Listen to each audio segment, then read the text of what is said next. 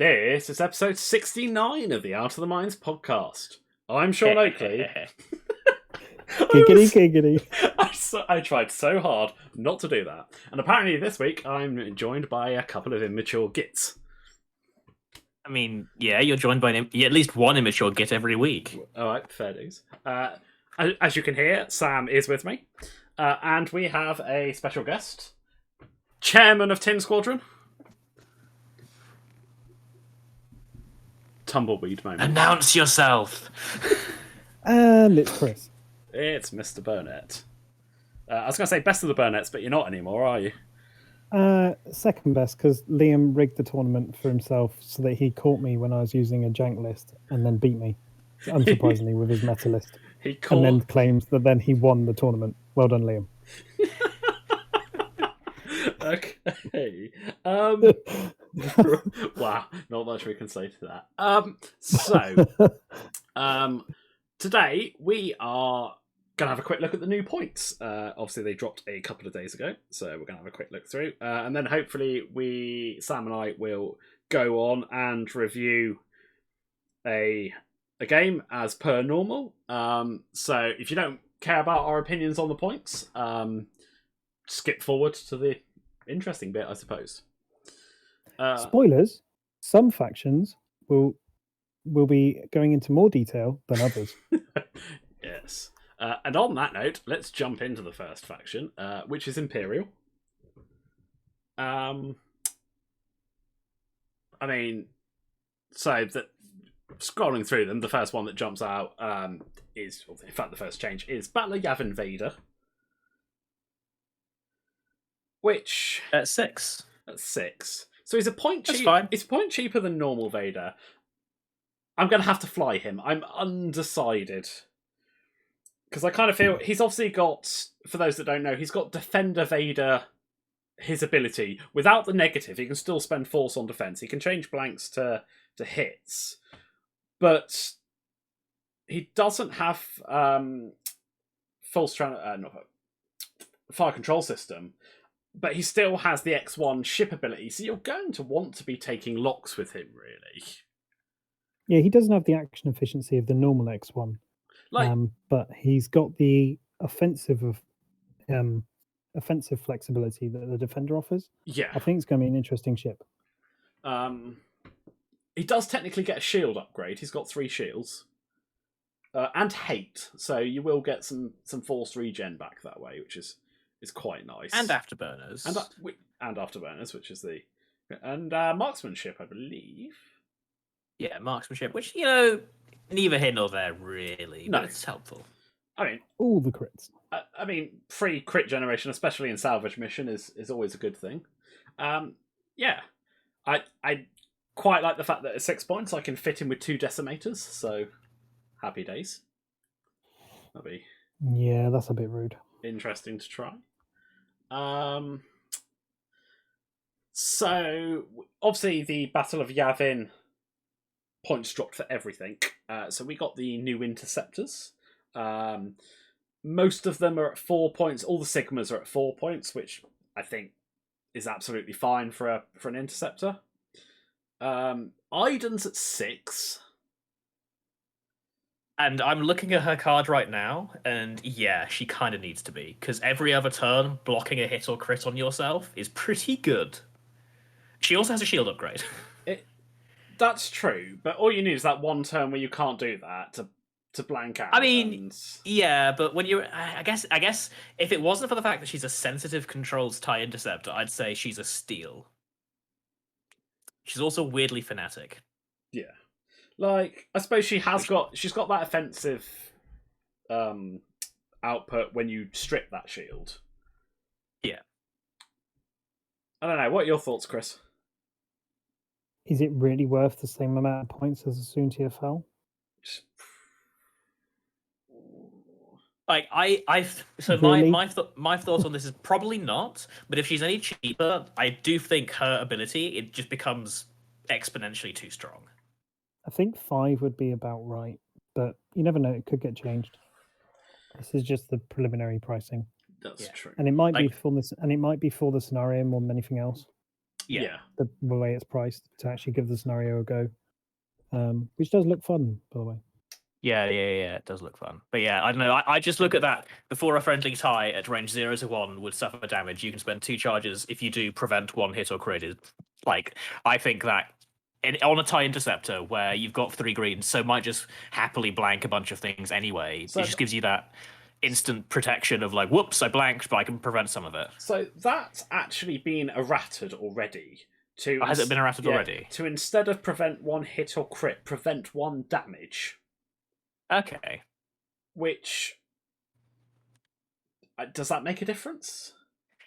Does that stop you blocking because I think no, it doesn't stop you blocking. Is it just 1 damage, or like as in 1 damage to the word, or 1? Let me just literally whip up the actual errata file so I can read it word for word. There we are. Because my guess would be that it's to prevent you from cancelling out salvage drops. Yeah, spend 2 charges. If you do, prevent 1 damage.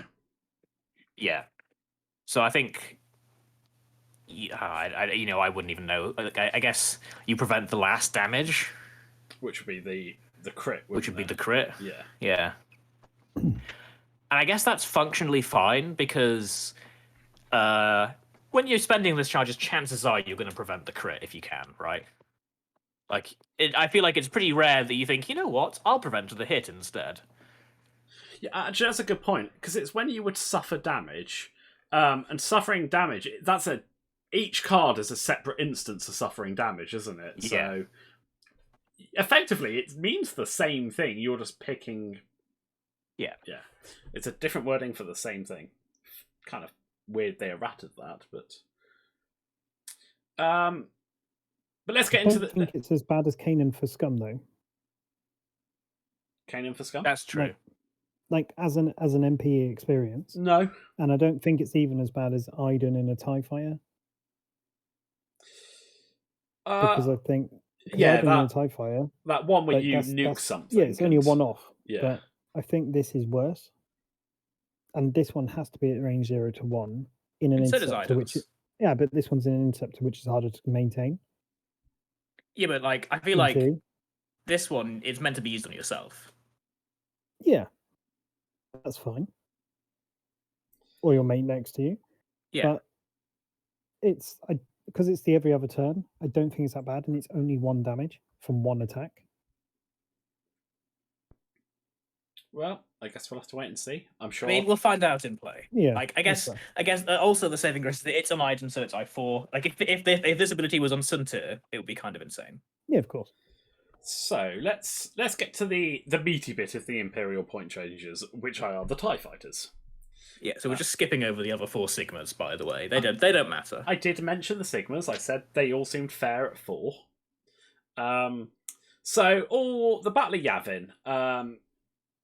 Backstabber and Dark Curse have come in at 4. That's fine. Backstabber's getting extra dice if he's got people in range and you can't mod against Dark Curse. That seems reasonably fair, I think. They're all 4 health TIE fighters. They're all 4 health. Maulers at 3. Wampers at 3. And I think those are the... Spoilers? No. Wampa is also 3. Alright. That's because I was going through Battle of Yavin first, but yeah, no failures. Okay. But yeah, I don't see an issue particularly with any of those. But yeah, so the changes everyone was curious about and expecting. Wampa and the ISBs. Both up to 3. Both now have 5 loadout. Wampa grabs a mod slot and the ISB grabs a talent. Which... Okay, I think that's fair. Yeah, I mean, importantly, you can still spam generic ties when we get later down the list because the generic stayed at 2. They just lost any loadout they might have. That's fine. You can still tie swarm. Yeah, like you just can't have all the named guys. Like, I think being able to take 2 of them for 6 points is fair. I think actually, because a lot of the other TIE fighters are at 3, and I'd argue probably better abilities and same initiatives or higher, I think we'll see a lot more variety now for that 6 points. Would you rather have 2 named ones, or would you rather have 3 Black Squadron Aces? So it depends on the list I'm flying, but yeah, I think. But at least it's now a question. Yeah, exactly. I think people are sleeping slightly on Moff Gideon. I think you'll see a lot more of him now that you're not auto going Jingo Wampa. Being able to stop someone modding defense dice is a powerful ability. So, aces beware. Yes, indeed. On the sad note, Valen went up to 3 points as well. Not entirely sure. I feel like he could have stayed at 2, but I think they just wanted to get all the named people up to 3. Which I think I get that, and I think that's okay. The Academy Pilots and the Black Squadron Aces and the Obsidian Squadron are all 2 points with 0 loadout. So yeah, you can still bring 7 ties and something if you want. Or just 8 ties. Well, I mean, you could just bring 8 ties, yeah. 8 Academy Pilots. Let's go. Cool. It's an option. Here's 4 points already. But yeah, no, I certainly don't see the Wampa or the ISB changes as a surprise. I was curious where they'd go. Like, I spoke to Sam about it beforehand. Like, I could have seen Wampa, probably goes up. I could have seen the ISBs actually staying at 2 and just losing all loadout, or getting an errata to a 1-pip. But I suppose whacking a point on is probably easier. Yeah, I think whacking a point on is easier because they're still good, and it lets you justify upping their loadout to... Because like now you can like crack shot deadman switch, and that means there's 2 3-point really annoying little bastards. Yes. My branch. That's fine. And that seems to be a hard line as well that they're not going near, is either pipping stuff or amending pips. That seems to be a hard line that they haven't crossed yet. Which is, I suppose, a shame, because I think there's a lot more... Of course. A lot more gameplay a lot more tweaks you could do that way. I wouldn't want it to be something that happens, like, frequently, but yeah. And that actually wraps it up for the Imperial ship points. So, as anyone who's looked at the points knows, this isn't like the massive full rebalance a lot of people were expecting. It's tweaks and the new stuff. But the other faction Speaking of new stuff, the other faction that got a lot of new stuff is the Rebels. And yes. Rebels. And I don't really have an opinion here because I didn't really pay attention to the Rebels at all. No, I'm just loading up Yasby now to have a look at their pilot abilities. I think Rebels got some Y-wings. Oh yeah, they did, didn't they? Yeah, Rebels got some nice ones, actually. Y-wings. Yes. So let's start with the one that I'm looking forward to flying, and that is Pops. Yep. Pops is looking good. Pops gets to reroll 2 dice when he's performing a turret attack. He gets an R4, advanced proton torpedoes, and an ion cannon turret. Sweet. Just that's going to be consistent ion damage, which is, it's a good, solid gameplay mechanic. Part of the reason you bring the Y-wing in the first place. Like I flew similar builds with broadside and matchstick in Republic for getting ion output. It's good control. It's 4 points, seems pretty solid. I think it's just good. Yeah. I think it's just going to be more efficient Y-wing. And then if you do manage to get close to something, or something gets too close to you, then you've got an APT. Yeah. So I think it's good. I mean, I think all the Y-wings are just good. Like, they're just happy little solid ships. Like, I think Pops stands out a bit because of his pilot ability. But it's not like any of them are particularly bad. Like, the precise astromech on Harl is pretty sweet. So, what's popped out to you on the Y-wings, Chris? On the Y-wings, I'm mostly happy on them. I'm a bit The only thing I'm a bit weirded out by is the fact they've all got APTs. Yeah. But then I suppose they needed to balance the tease. format of the actual game to only have the named characters that we all know and love that actually did the trench run, proper proton torpedoes. Yeah, because obviously we all know from the film. Spoiler alert, by the way, quickly, if you haven't seen A New Hope and you're somehow listening to this podcast, one, you should probably go and watch the Star Wars films. They're all right. They're pretty good. But spoiler alert: the Y-wing attack run failed abysmally. Yes, it did. Which is why all the Y-wings have the APT, because the game mode just wouldn't work if you just threw the Y-wings into the trench and they were like, sweet APT time. Talk time. So the one I did want to talk about is Dutch. Yeah, because he's been errated as well already. Yeah, because they misprinted his initiative as I5. Well, I say misprint, like maybe they were playtesting him with I5 when it went to the printers and decided no, it's too much. But so he maintains his I4 initiative. He's got an ion turret, a APTs, and a targeting astromech. So after you perform a target lock action, you may perform a red rotate, which is fine. I like that as an astromech. I think that's a pretty useful one. But his pilot ability is now, after you spend a lock during an attack, choose a friendly ship at range 1 to 3. The chosen ship may acquire a lock on the defender. So it means you're either doing it at I4, so you need another I4 ship or lower, or you're swarm tacticsing him. And you have to spend it. So if you roll 4 crits or 5 crits out of hand on your APT, unlikely as we all know that is. There are cases where you've got a focus as well, and you just roll all paint.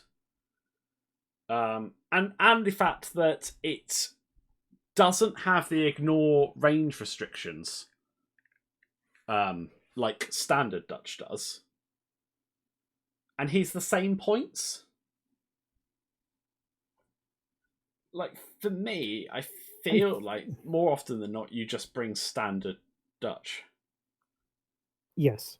I think this one fits the theme of the Battle of Yavin pack more. Yeah. Because as Gold Leader, he was in charge of the Y-Wings. And then all the other Y-Wings are initiative 4 and below.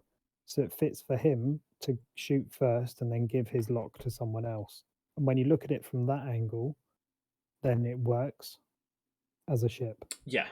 And I think that's a point that people who want to use these standard pilots in standard legal games need to remember, is that some of these pilots aren't being designed for super balance with the rest of the format. They're being designed for the specific battle they're in. No, see, I completely get that, but from a person like I'm more focused, I suppose.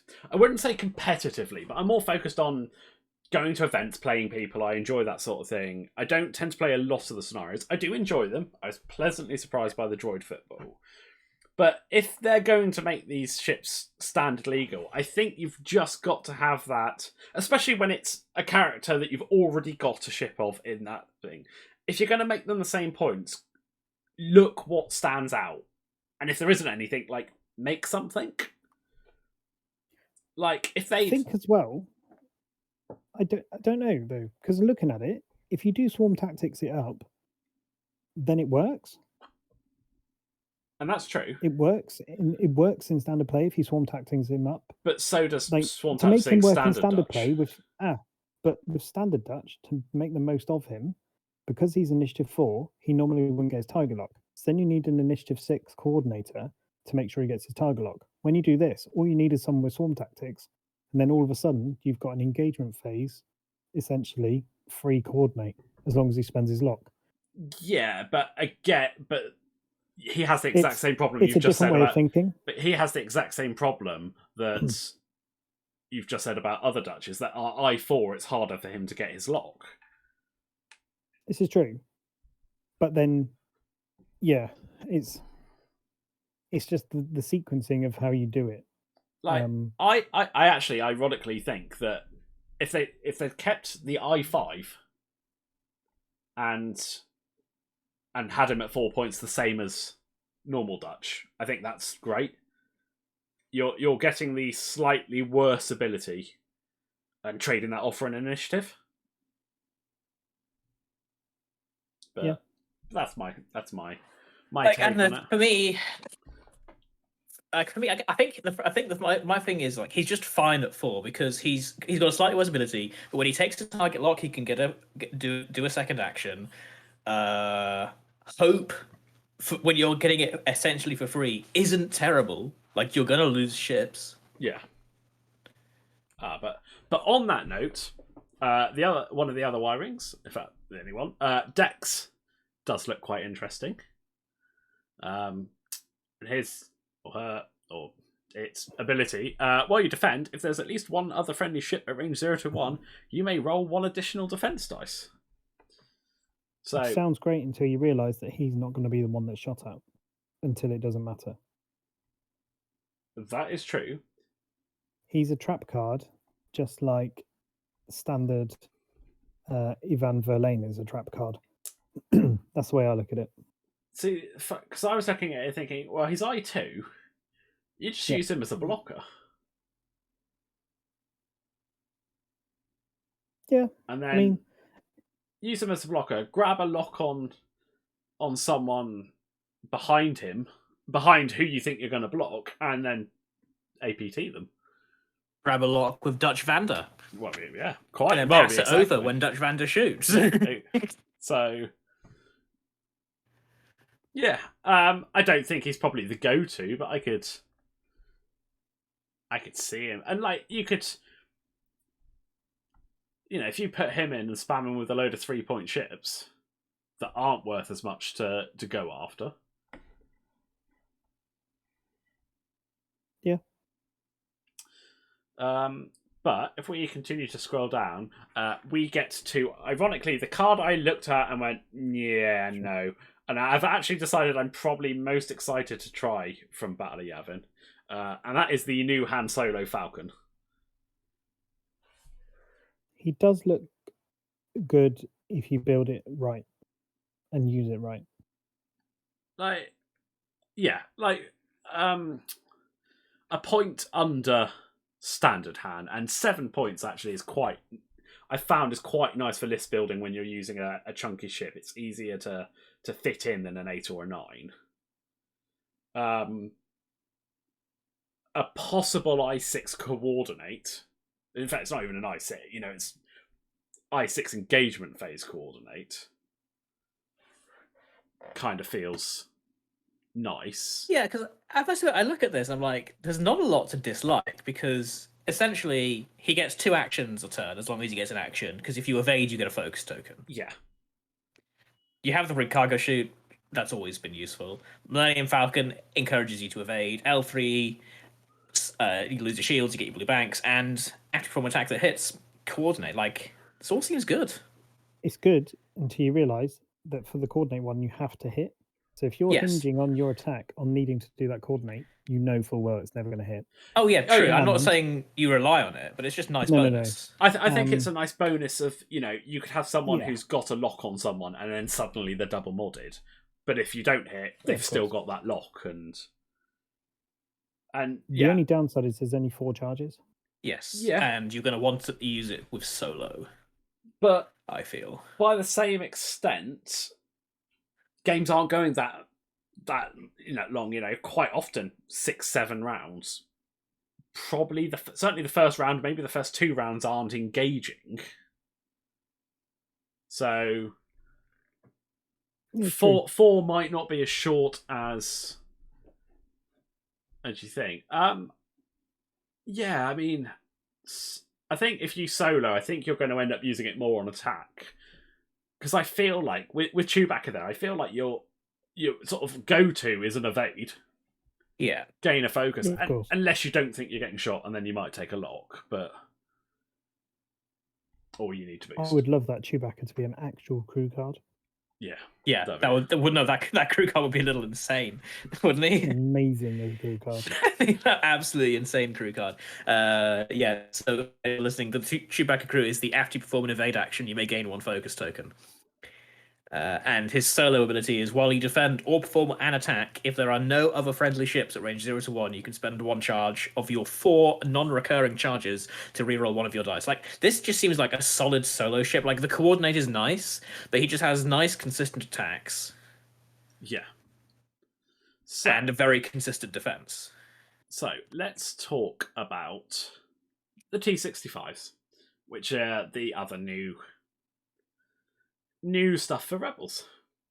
Garvin is Garvin. I mean, Garvin is literally he is a point cheaper though. So Garvin is good value for 4 points. Yeah, like you get the same pilot ability, and where is he for his? Where are you, Garvin? On my, they are Garvin 5. Oh, do we not? Oh no, there you are. You're up.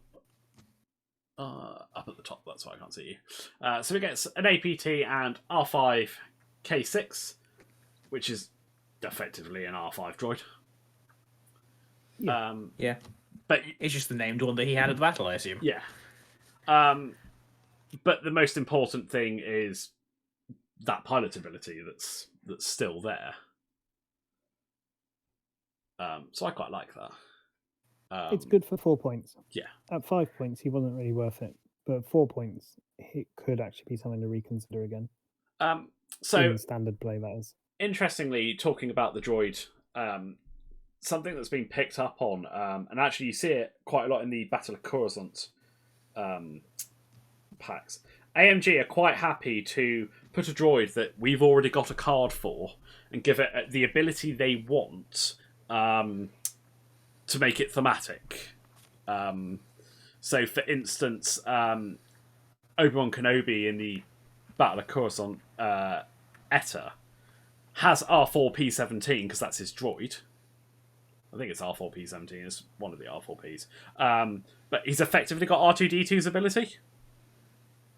But they want R2-D2 on Anakin because that's thematic. Yeah. So I mean, that's absolutely fine by me. Yeah, I have no issue with it. Just thought I'd point it out.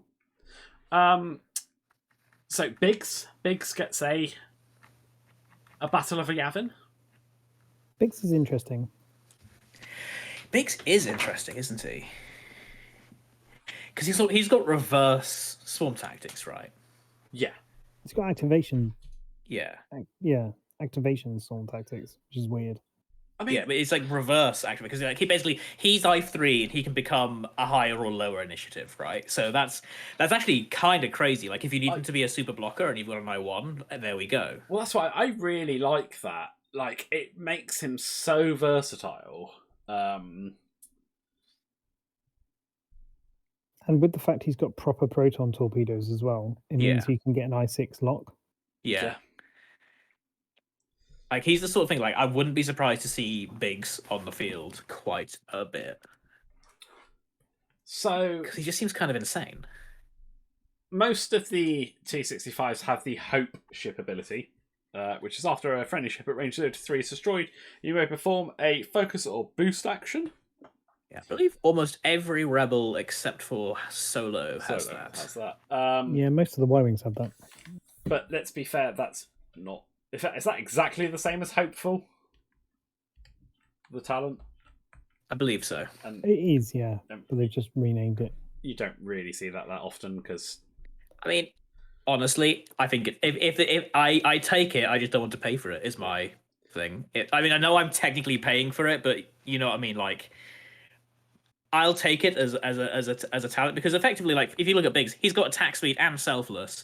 You know what? For the talent for free, sure. We'll take Hope. So people are going to die. Onto that, I was initially put off when I saw attack speed because I didn't like the loss of flexibility that the S-foils give you.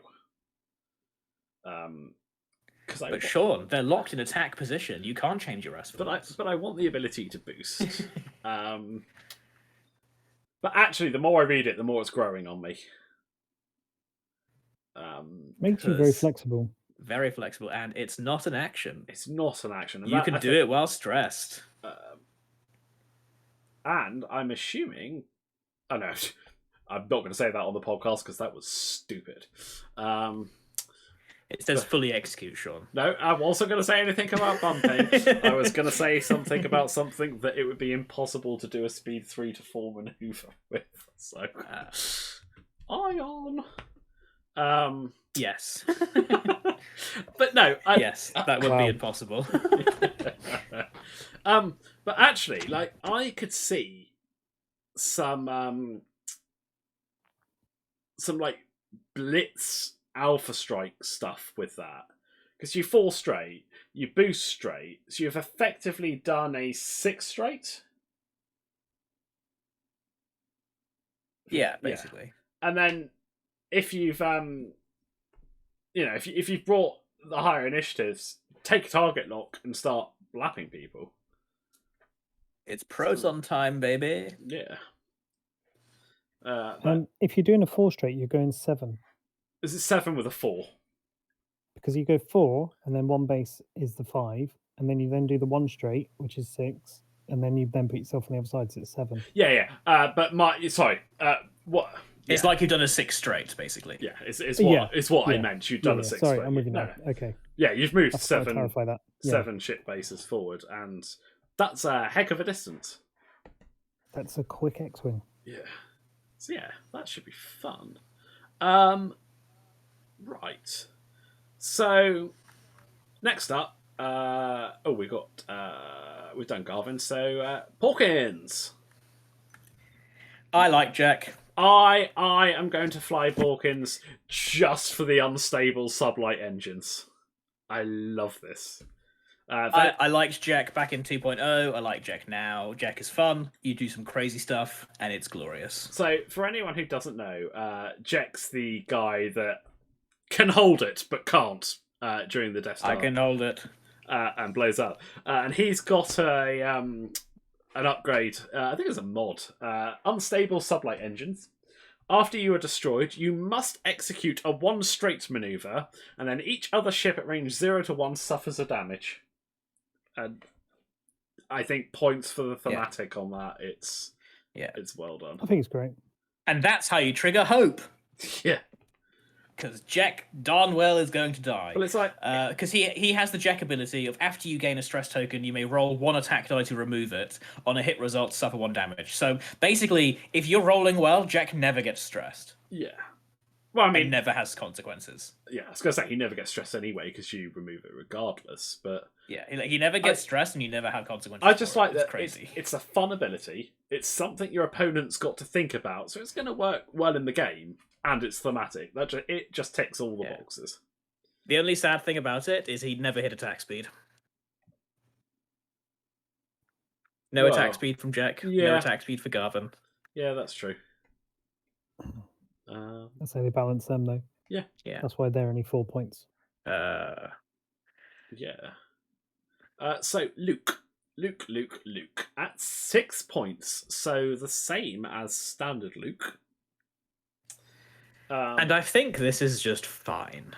This is technically exactly the same loadout as what normal Luke would have, but in the build that they want you to have.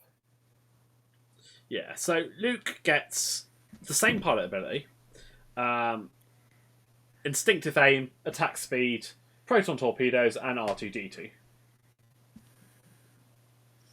And he's fine. Yeah, he can regen. Yeah. He can do that jump forward, take a lock. He's got a double modded torp because he's got the force.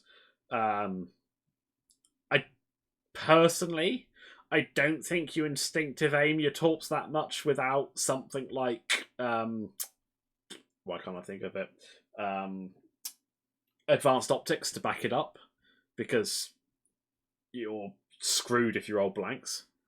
Yeah, but I like the option being there just because you can I just need to roll 4 dice. Yeah.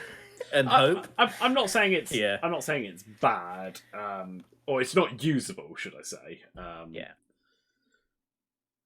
But yeah, it's whether you see him over normal Luke, I don't know. I don't think you will. but he's one of the best options you've got for actually dealing with the Death Star in the trench run for the actual scenario. For the itself. scenario, yeah, sure. Because of the way it's worded for actually getting the hits with the proton torpedoes, whether they're APTs or these. Having force is probably one of your best ways of actually doing it. And that's good, because he's the one that blows it up, so, yeah. Ironically, don't instinctive aim, because then you won't have enough force to get the second crit. Yeah. Because you believe you need 2 force to acquire your second crit on the proton torpedo. So, Wedge. Now, I initially looked at Wedge, and I'm pretty much sure I turned around to you on Thursday night, Sam, and went, who's going to use this Wedge? And then I said, someone who wants to save a point. And then I actually looked at it and went, oh, no, actually, I've misread his ability, because I thought it was you had to have another friendly ship in your firing arc, not the defenders. And let's be fair, Rebels joust, so the likelihood is you've got someone. Although they do other things than joust, I should point out. Yeah, right. His ability will work on a joust if you ignore the fact he has torpedoes. Yeah. Because obviously his ability doesn't work on munitions now. So when you run out of munitions, then it will be harder to get his ability to proc potentially. But that's not necessarily a bad thing. I think he's good for 5. I've been looking at standard ideas of potentially even pairing him up with Janors in a Hawk. So then you can make the most of his primary attack, and then you've then still got proton torpedoes if you don't get a lock. Or if you do get a lock, then you can use the torpedoes instead. So he's then more of a flexible one with the way he's built, and he's got regen built into him in a new, interesting way. And how useful is being I5 just for initiative matching in Rebels? Because I feel like there's a lot more 5s than 6s. There is more 5s, although he's one of the best 6s. Yeah, I'm not trying to discount out there. Wedge. But No. There's a lot of 5s that you can pair him with. Like I say, I made a squad the other day. Earlier, I had Luke, this Wedge, Janors in the Hawk, and then I put Aaron Kraken in. So then Aaron Kraken doing engagement phase coordinates, and they're all I5. They've all got Alpha Strike or extra dice if they need it. So it's a bit more of a flex.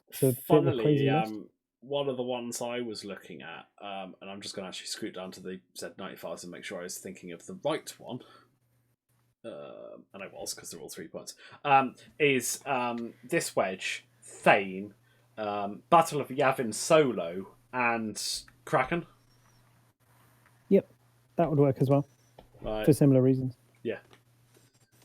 So I'm looking forward to it. I mean, I've got the pack. I'm looking forward to next club night when we get some of it on the table. And, should be good. It's a good intermediate level between A-Wing Wedge at 4. Obviously, you got this one at 5, and then you've then got full-blown Wedge at 6. Yeah. Like, it's a good progressive pilot ability as it develops. Yeah, it's quite older. good. You've got a Wedge for any I do point like it. that you need now. So yeah. Right. So next up, we've got Scum. So we'll just skip straight through that, shall we? Scum got no changes to the Scum are perfectly balanced, is what that means. So that's good. Apart from Notorious. Wap, wap, wap. We'll see. Oh yeah, Notorious. I was going to do the upgrades afterwards. Okay, but that's the only thing that really effectively affects Scum. First Order. Malorus. First Order only got 1 ship point update, and I think it's hilarious. Malorus, she stays at 3, and she loses 1 point of upgrades loadout. So you can no longer take cluster missiles and fanatical, or cluster missiles and marksmanship. You can just take cluster missiles. I think the loss of fanatical is relevant. It's useful, but less so. Like, the times you're cluster missiling, you're probably using her ability. So fanatical's not relevant. For the other times, yes, but I still think her with cluster missiles for 3 points is good value. Oh yeah, absolutely. Like, it's definitely taken maybe a top edge off, but it is in no way crippled her. And also, fanatical is while you perform a primary attack. So the Fanatical would be coming in after you've clustered. So I think the loss of Fanatical just means that after Malorus has shot her load, like, she's not this hyper reliable because she's probably taken a damage at some point, right? Yeah. So like it means she has their cluster missile alpha strike, and then she's a TIE fighter, not a super reliable TIE fighter. Yeah. But yeah, in no way crippling. Yeah. So let's get to the stuff that we dragged poor Chris on to talk about. Resistance Y-Wings. They ruined Zori. They have like chunked her loadout. To be fair, how much has the loadout come down by? Because obviously, right, all of the Y-Wings, apart from Shazza, have had their loadouts reduced by 5. Okay, but to the same extent, especially when it comes to Zori, wartime loadout got cut in half from 10 to 5, right? Yes. So the difference is they've removed 5 points that were originally allocated for wartime. So all the Y-Wings have lost 5 points because they've deemed that as a wartime tax, essentially. Instead of having a 10 points there for wartime tax, you've now got 5 points for wartime tax. The way they've killed Zori is going into more of the generic upgrades because of how they've priced R4. Yeah. But we can go on to that later. With regards to the other ones, their points cost, they're all 4 now. There are no 3-point Y-Wings left. Which they were all far too effective at being well, and with the 10 points there for the wartime when they had the higher loadouts, they had all the points there if they didn't take wartime to have all the bombs, have all the turrets, have all the mods, have the engine upgrades, really the targeting computer. Yeah, there wasn't the choices. Whereas now they've made them more expensive, and then they've limited your options as well. So actually, it's made them a lot harder to work out. Yeah. And if anything, you're now probably going to be better off, instead of building into the maneuverability, you might actually just be better off having 2 extra shields in the first place. Yeah. So then you've got lots. So instead of a lot of 7 health Y-Wings being boosty with a calculate, you're probably going to have a lot of Y-Wings that have 9 health. But without that calculate mod, I think, that mod does help them on attack and defense and survivability. And to be fair, they've all got, like, Kai's got 10 loadout and then most of them are 12 or higher. So if you do want to take them in normal config, there's still points to do a couple of the upgrades. Like, you can do targeting computer and a turret and bombs probably for that. But you can't just fit everything on now. No, and that's going to be the choice point. Yeah. And it's going to be weighing it up whether actually wartime, because it's standardized, if you're going to you've got to make the choice for everything. Yeah. So that's going to be where it comes tricky. I was a little surprised, I have to admit, that something didn't stay at 3. Yeah, because the faction now is actually very limited on list building, like, because of what 3s are left. Probably actually like Shaza or... I mean, it's just Fireball, isn't it? Or is there some A-Wing Fireball somewhere? and the Resistance pod. But interestingly, if you... V Maradi is obviously banned because of dial peaking shenanigans. If you use Ray in a list, then you won't be able to have Finn or Rose. So the only pod you can have is BB-8 at 2 points. Yeah. Because if you're using Ray and not using Finn and Rose, then you're doing it wrong. And then you're basically consigning yourself to the other 3-point options. So it actually really affects Ray lists more than anything because of what you can run with Ray. Yeah, it strikes me that you're going to see less 5-ship resistance lists. Well, but then you might just see lots more 5-ship resistance at 4 points. Maybe. Because you could get four chunky Y-Wings and Kaz. Yeah. Which isn't a bad shout. Or you can have three 4-point Y-Wings, a Finn in a pod, and then you could then have a 5-point whatever you fancy. Yeah, that's true. like I think there's still going to be a 5-ship. There will be a 5-ship resistance efficiency list. But like Jess might actually have a comeback. Yeah, I just don't think it auto includes 3 Y-wings anymore. No, and it's going to be different. It's going to be mixing up. But I think having to make a choice seems to be like the recurring theme of where AMG is going with this, and I actually quite like it. Yeah, no, because I mean,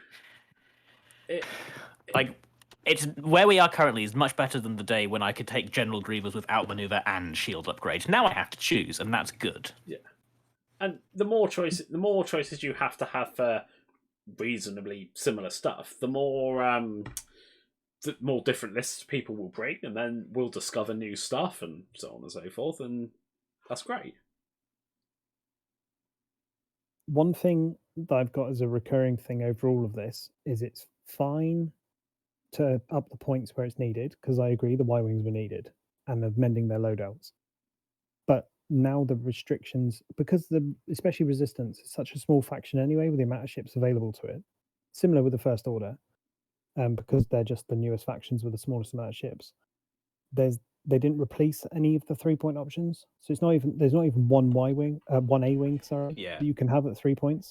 Yeah, so it's kind of, there is like, something. If you're going to take away one thing, you should probably at least replace it slightly. So there is something that Sam and I have speculated about, and that's that obviously the Battle of Yavin points are here, and so are the Siege of Coruscant. But what aren't here, which are coming out before that, are the Hotshots and Aces 2 points. So we've both wondered, what have they just done what FFG used to do, and we've got some new product, so they've done the points for the new products, and have taken this opportunity to just slightly nerf some of the very OP stuff, bring it back a little bit. And it's not meant to be a full, it's only 4 months since our last full points update. So maybe they're thinking, oh, we're not doing a complete rebalance for another couple of months or so, but we can use this opportunity just to bring, the First Order list. Tap it on the head. Yeah, and the Y-wings and things like that down. Maybe we see some more tweaks when the Hotshots points drop. Possibly. Although we have had them on record saying that they don't want to be big point swings all the time. They want to get it so that they don't have to do that. But that's what I mean. Like maybe when they drop those hot shots, it's something similar to this where they just tweak a couple of things. Maybe they go, damn, we have realised that Resistance doesn't have this. Maybe we tweak some of the RZ2s down or something. And like if we get more new content, even things like card packs and stuff, and they do the points and do little tweaks more often, I'd be absolutely fine with that. Yeah. So do you know what the one thing they need to do, or would be appreciated whenever they do things like this, is we're not even asking for a full paint stream to go through why they've done the changes they have and why they've allocated the points they have. We're not asking for that as a community, I don't think. It's just even on their Facebook status where they announce the new points are up, just put a sentence on there saying something like that of, we've added the Battle of Yavin points and we've tweaked some of the points that we felt needed adjusting now. Like, and then maybe elaborate on it a bit more, but just a little something as to the insight, whereas otherwise it's just the points are there. I mean, with no context, and then there's never any context. Like even FFG gave context on everything. Yeah, but then but wouldn't you feel happier with that and go, oh, okay, that's why they've done it. But brilliant. They have already specified and said that they don't have set schedules for points updates. They tweak things as and when they feel it's needed, and I just feel this is part of that. So I don't think anyone needs to justify why they put the Y-wings up and sorted out chaff, because we all play the game regularly and know what it's like. Like if there was something incomprehensible in there, maybe this is why we've done it, or we're future proofing or something. But to me, this seemed a pretty obvious tweak. But they can do articles. We've seen it now. How hard would it be just to write an article? I don't know. It's communication. That's the one thing for me that just gets hurt every time with them at the moment. The communication is poor. I mean, that's my opinion, but Yeah. I think yes and no. We don't have to dwell on that. Like, they do articles, they're transmissions, and they do the spoilers for the ships. And to be fair, that level of letting you know what things are and what things are is exactly the same level as you get for their other game, Crisis Protocol. And that's clearly the model they have, I suppose. Whether it's good or bad or indifferent, like, you know, we know what's coming up. We get spoilers for it. Honestly, to me, their reasoning for changing points doesn't really matter because it's not going to affect what the points are. They will change them. We play with them. I mean, they could say that the spaghetti monster in the sky told them to do it, and we just kind of have to accept it. Yeah. Oh yeah, no, and it's just, I don't know. Yeah, it would be nice to get context, I think. Just a little bit of context. Don't need full context, like I say. Like, we don't need a full breakdown of exactly why every single thing got pointed the way it did, but just a little snippet of context of just saying this is a tweak, just on the top lists that are out there at the moment that we think are overperforming, and that's it. Like, that's all they have to say, and then everyone would then actually understand it, and then there wouldn't be because I know I've seen it with other people that they're a bit like, well, depressed about it, really. Or, like, it's not, maybe a bit of a strong word, but that sums up kind of their feeling, like deflated, as to actually, oh, nothing's really, like, they've skimmed the top, and that's kind of how it's seen. See, I'm not saying it's bad what they've done. It's just I the little bit of context. I do get that. I do get that a lot of people built up expectations expecting a full rebalance. But just to play devil's advocate, in AMG's defense, at no point did they say that a full comprehensive update was coming. They said that a points update will come with the Battle of Yavin, and that's exactly what has happened. It's just people have expected more. If anything, the fact that they knocked Y-Wings and First Order on the head is like extra, right? Because all I was really I was like, I wouldn't have been surprised if they'd done no points changes other than just revealing what the Battle of Yavin stuff. The fact that Siege of Coruscant is in the points document, I was like, oh, interesting. Now I can speculate on my Tri-Fighters. But I have to admit, I know I haven't sounded like it, but I am with you, Chris, that yes, a little bit of context would have been nice, but I do feel that certain people, not certainly, a certain section of the community have expected more than happened and are just being very vocal about it, and I think you just have to accept it, basically, because there's not much we can do about it. And I'm quite cynical, so I very much believe if you set your expectations really low, you can only get pleasantly surprised. Would be a scum player. Yeah. Right, we've got. Is there any other factions we need to talk about? So we're gonna skim very quickly through Republican Separatists. Sorry, because that was a little dig. Because they did get the Siege of Coruscant. Now we don't know what the loadouts, the loadout and the pilot abilities are for a lot of these people, but the Republic are getting some arcs, and I am very, very excited about Jag and Wolf being 4 points. I mean, we should probably talk about Hawk and Hound, by the way. I haven't got to there. I'm at the top of the Republic, and we'll get to that. 4 point arcs, yes, please sign me up. Oh, and there's a 5 point oddball. Unless he gets some sort of way of getting a focus and a target lock with his ability, I don't care. Oddball is dead to me. Yeah, but no. You're getting Oddball, who was born for this. Oddball, just get called out. Oddball is dead to me. Right. Why is Oddball dead to you? Because he's in like 4 ship chassis and none of them work properly with his ability. I feel like FMG just trolled us with him. I mean, actually, they all work fine with his ability. You just want too much value, sure. Oh, come on. Like, all you'd have to do... All of his ships have red maneuvers, Sean. Oh, fine, whatever. all you'd have to do for the V-Wing, if that had just been a boost into a focus. But anyway, I rant. We are getting Anakin, Obi, and Shakti in the ETA. And they are all a point cheaper than their current ETAs. So that'll be interesting. We actually do know their abilities and loadouts. Shaq T is looking spicy. Shaq T gives an end phase coordinate. And if you even while stressed, and if you coordinate someone with the Born for this ship ability, which I'm assuming the likelihood is all the clones get, you can coordinate someone else as well. So that's very nice. Anakin and Obi basically have similar abilities to their current ones, where if you execute a maneuver, end up with more enemies at range 0 to 1. It has to be fully now, and they can boost or barrel roll, depending on which ship it is, so that's nice. Yeah, Anakin lets you barrel roll, Obi lets you boost. Let's talk about the lats, because that was the points adjustment.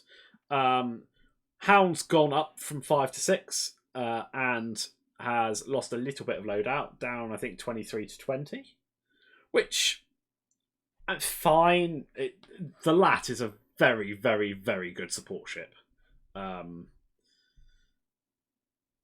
I don't think the 3 LV drop significantly damages it. It stopped the biggest combo. It stopped the. You can't have Corky, Satine, and 7th Fleet now, can you? Yeah, but I feel that's fine. Like, yeah, it's just it has stopped it. I feel like the lat with 7th Fleet and then flavour to taste is still fine. Especially when Coruscant comes out and you can stick 2 or 4 point arcs with it.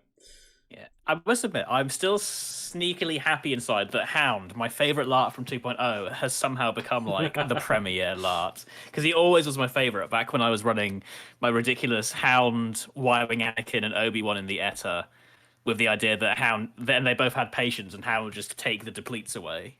And I'm like, yes, in 2.5 he's found his home. But yeah, I digress. Hawk, I think just was already 5 points and just gets a drop in LV to 12. And then the rest of the Republic stuff is new stuff. So they're getting Contrail and Click in the V-Wing. They are getting Axe and Kickback in the Torrents. Contrail and Click are 3 points, same as their current. Kickback is 3 points, same as his current. Axe is 4 points, so a point more than his current, but I think his card was spoiled, and I got a sneaking suspicion he is actually better. Be interesting to see. It'd be good to see Torrance back on the table again. So after you perform an attack, you may choose another friendly ship with the Born for this ability at range 0 to 2 in your side arcs. Chosen ship gains a lock on the defender. Combos of oddball. Well, I mean, unfortunately, it's I3, so...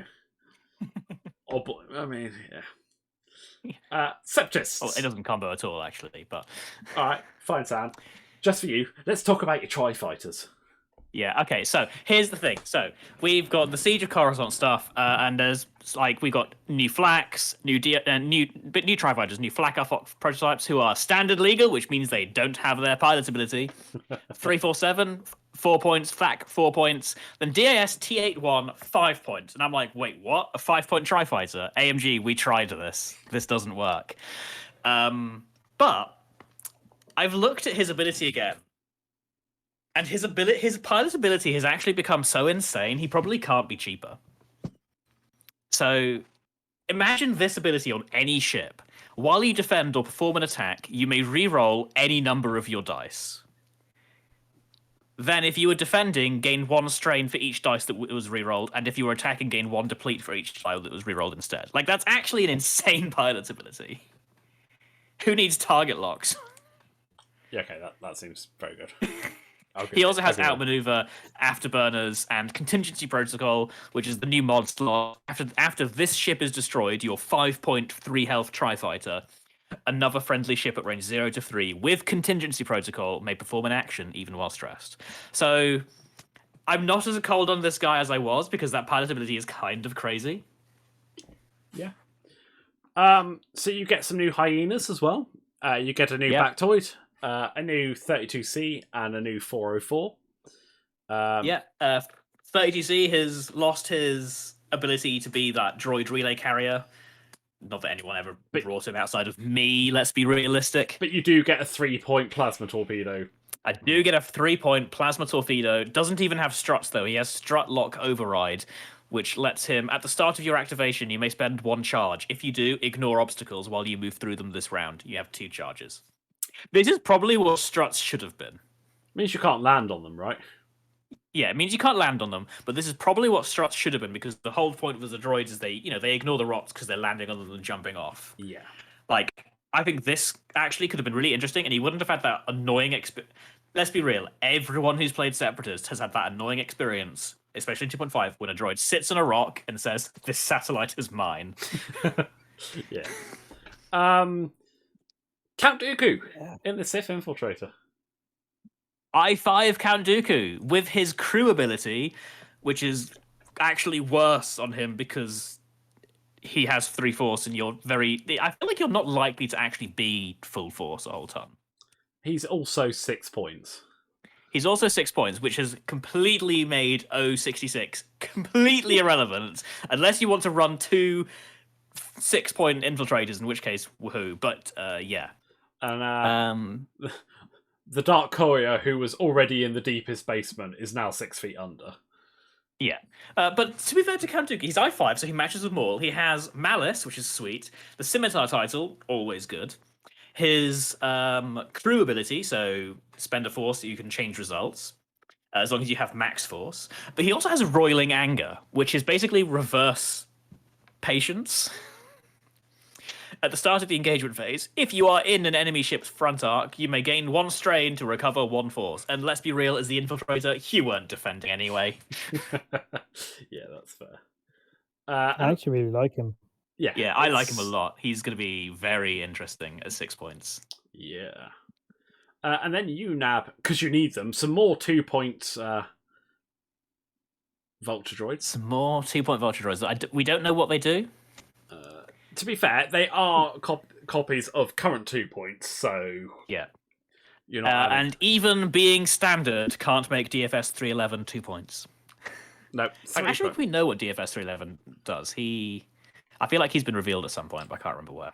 But that is basically the ship point updates. So yeah, we've got... I think the new stuff, the Yavin stuff, is going to be fun to get on the table straight away. They've... Ship-wise, nerfed the TIE Fighters and nerfed the Resistance Y-Wings, which I think is fair. They were a little above the curve. Well, in the case of the TIE Fighters, very above the curve. So the other thing that has obviously been doing incredibly well at the moment is the FO list, although to be fair, chaff in general. So let's talk about that by jumping over to the upgrades. Okay, so upgrades, scrolling down. Scroll. There's not a whole lot, so... No, the first one you get to is Resistance, which the wartime loadout is halved, which we've already covered. Yeah. Nothing in Republic. That's the only I think it's just... one. So we get to the generics. And there are a couple of tweaks here. R3 and R4 have both gone up. Yeah. Rip. So... I kind of get both. R3 is a small nerf to Rebel Alpha. Because Rebel Alpha, before we got the counters to Rebel Alpha, was the bogeyman that everyone was having to fly against and hate. And because those counters have been nerfed, there's a chance that Rebel Alpha just jumps straight back to the top. But if you want to fit R3 in now, you've got to drop something somewhere and tweak your upgrades around a little bit, so maybe it's not the optimized version anymore. Yeah. R4 is going to affect a lot of different ships for different reasons. Yeah. So I think I know why R4 went up a point. Whether it's the right decision or not. There are a lot of other 2-point droids, quite a lot of faction-specific 2-point droids that weren't getting played because you just slot R4 in. And now it's about choices. Now you have that choice of, do I find the point for R4? Do I really want R4? Or is I just slotting it in because it's a 2-point droid? Do I look at the 2-point droids? Republic example, R4P. Right. It's got more flexibility than R4 because you can change any white maneuver to blue, but you can only do it twice a game. So, yeah. Whereas Rebels and Resistance, the only 2-point astromech they can have now is Watchful astromech, which they don't reload and they don't rotate unless they're a Y-wing. That's the only 2-point droids that those two factions got. Rebel have actually got the least amount of droids. So their choices are then to tweak the other upgrades. Yeah, you got to tweak the rest of what you're doing. So I think it's just, it's about, I It's suppose, making decisions again. Yeah, it's bringing that efficiency, just bringing the efficiency down a little bit. And I suppose, I mean, obviously, the end game is to have everyone on a plateau where not every ship is as, but every faction is as efficient as each other, I suppose. I went back over my Rebel Alpha list that I flew halfway through this year, and I was like, I don't think I dropped the R3s. Like on Dutch, I think I dropped the dorsal turret instead of the R3. Yep. Much as having the turret is really useful, I think the R3 is more use. And the other one that was having R3 was Luke. And that's Luke with Torps and Trick Shot and Shattering Shot. And I think I just dropped probably Shattering Shot to make space. Because much as adding that extra dice in is great, it means I've got a bit more force for other things. You still got Trick Shot to add the dice. Having your choice of targets is more important than that one extra focus result, which you've then possibly got to go and spend another force on to mod if you have no focus token. Yeah. So, yeah, it's... The R4 changes have affected some resistance builds. It's making Poe builds having to think about things. Yeah. Because they were fairly points tight. And then that's where the Zori and even Kova are now having to make some choices now on which upgrades to ditch, if any. Can you still fit Leia and R4 on Kova? No. Well, you can have Leia and R4, but then you can't have Heroic.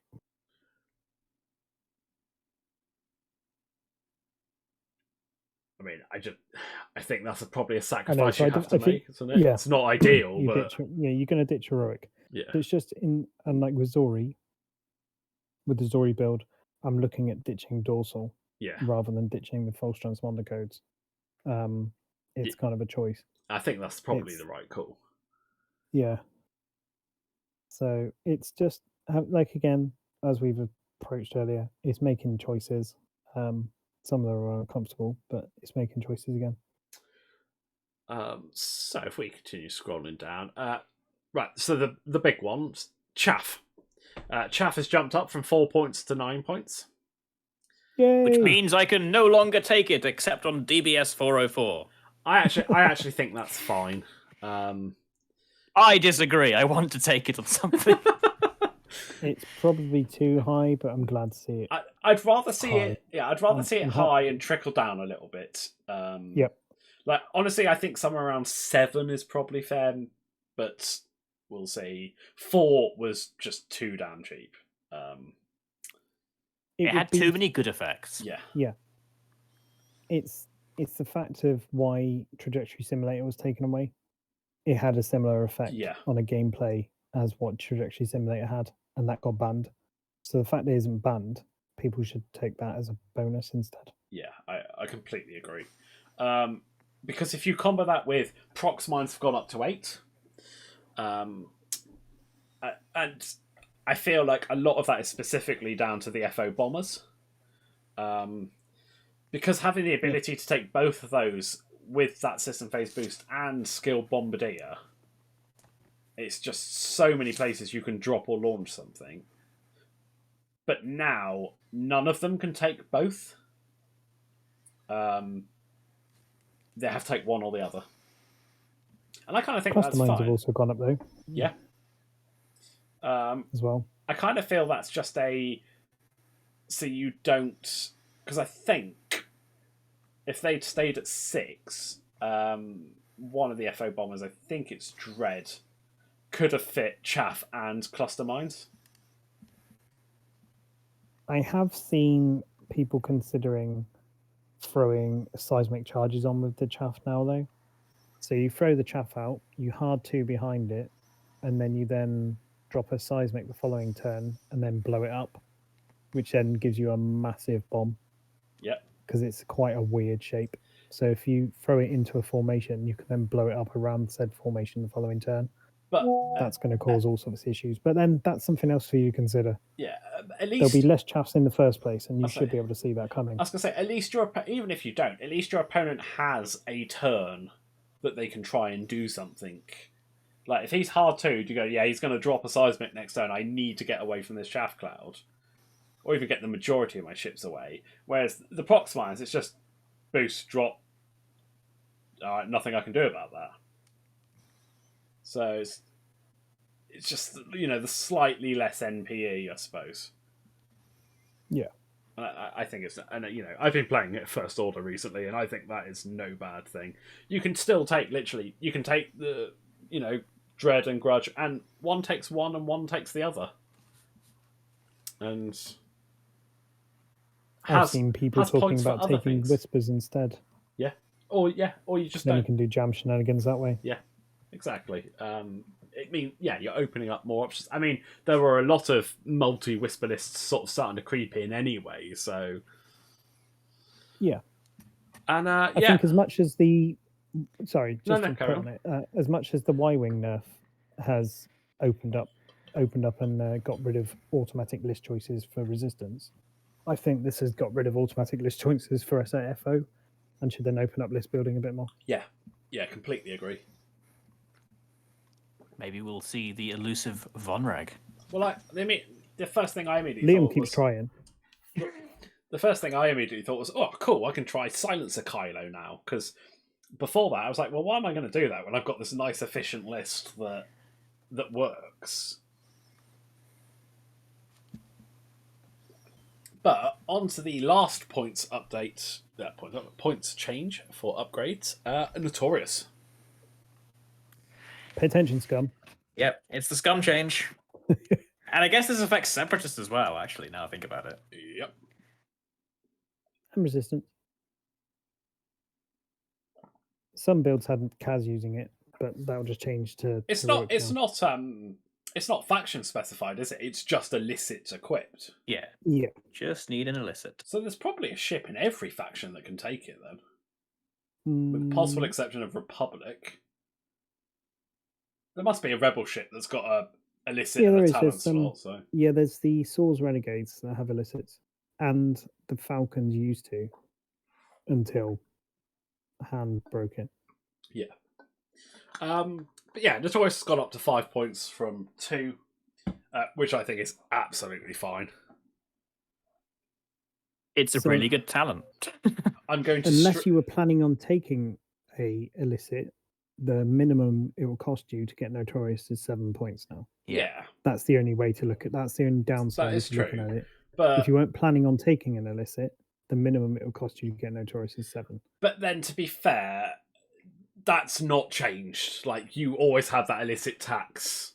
No. There. But 7 is a lot higher tax than 4.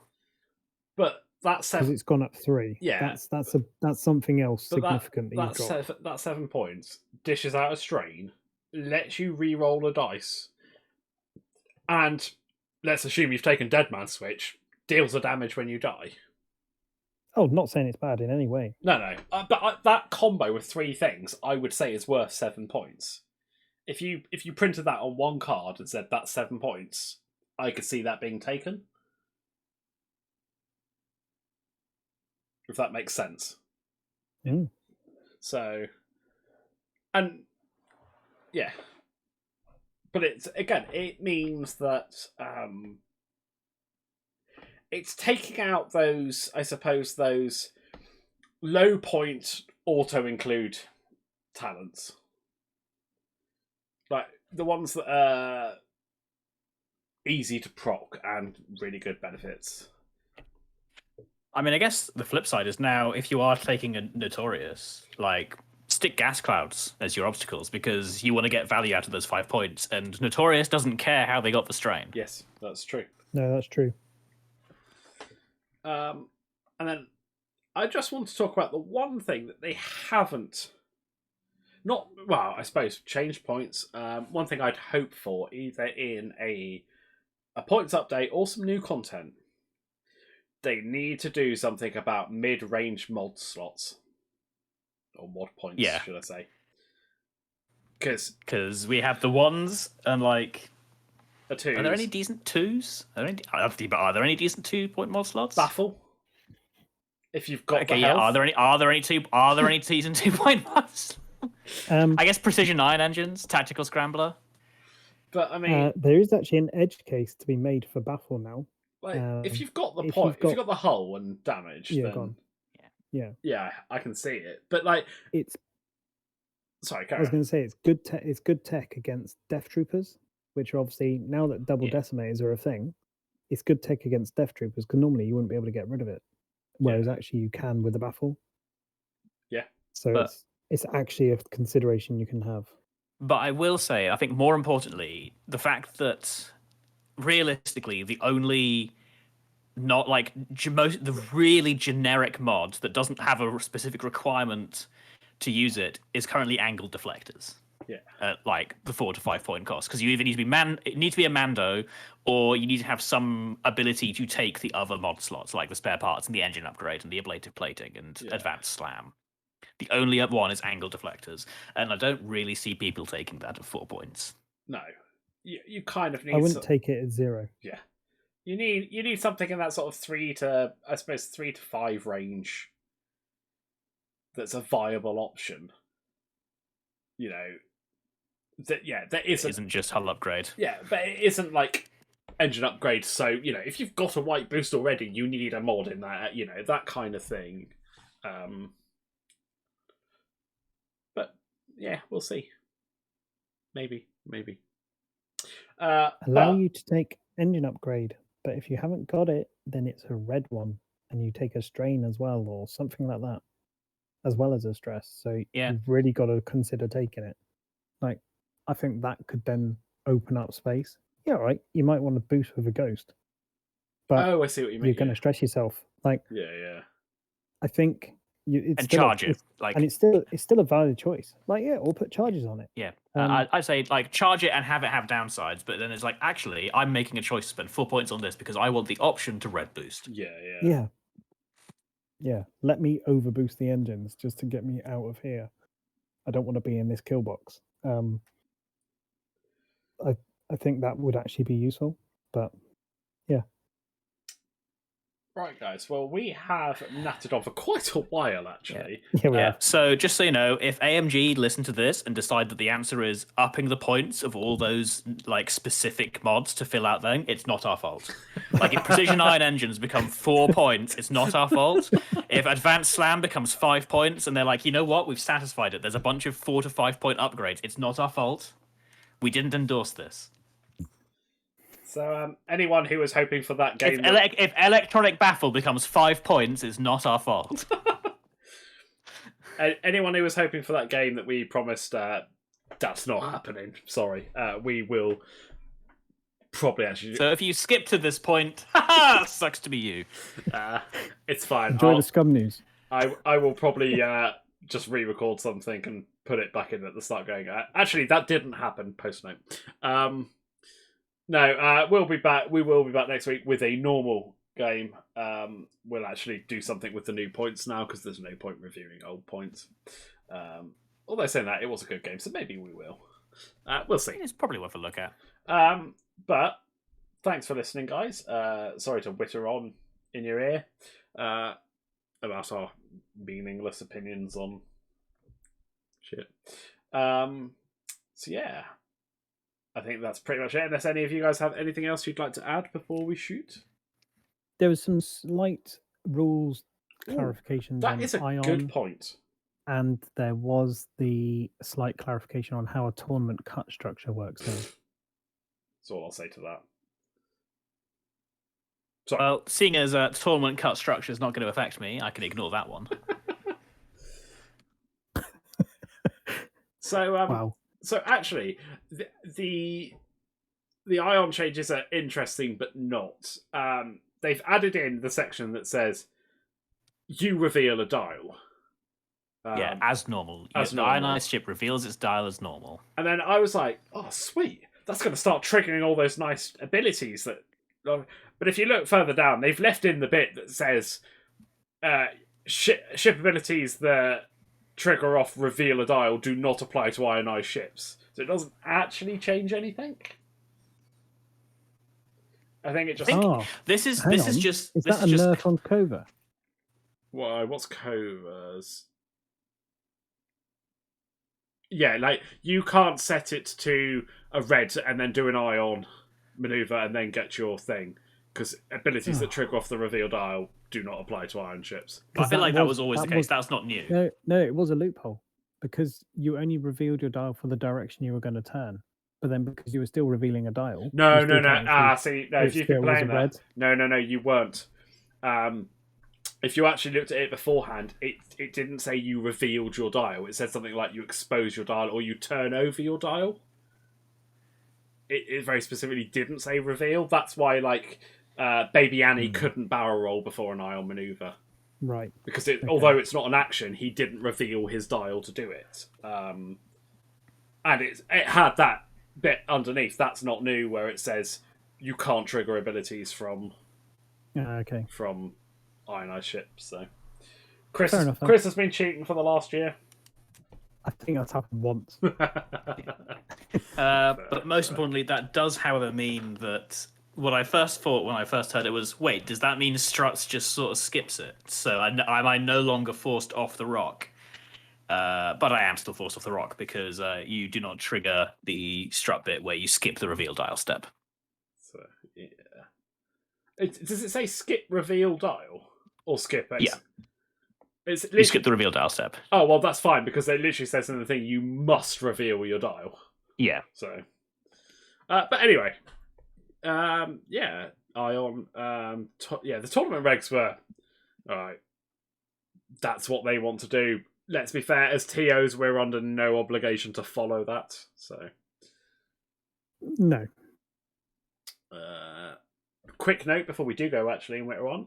For any of you that are in the Southwest area and fancy a delightful game day, even, of X-Wing gaming down here with the tins, we have got our store event coming up in just over 2. In fact, when you listen to this, less than 2 weeks, on November the 12th. It's a Duos event, so something a bit different. Basically, build to 13 points instead of 20, and you'll play with a partner against 2 other people. So it should be really interesting. Extended ships are legal, so you can dust off those landers and those aggressor assault craft. I can bring my flax. However, the banned list. Yeah, the banned list is still in effect because we don't want all the MPEs and stuff. So I can still bring my flax. Yeah, the details are on our Facebook page. If any of you fancy the trip down, come join us. It'll be a good day. We've already got a few coming down, so should be fun. Lots and lots of prizes. You can get Chris's face on a card. What more do you want? I mean, hopefully a lot more than that. Yeah. Okay, that's one of the things. We'll do a full post on the pricing breakdown as well, I think, on their Facebook, so keep an eye out for that. Yeah, or just visit the event where there already is a full post on the pricing breakdown. Well, there you go. Speaking of which, I really need to hurry up and print those tokens. Yeah. But, yeah, on that note, we better wrap it up. So thanks for listening, guys. We'll be back next week. Yeah, ta-ta. Bye.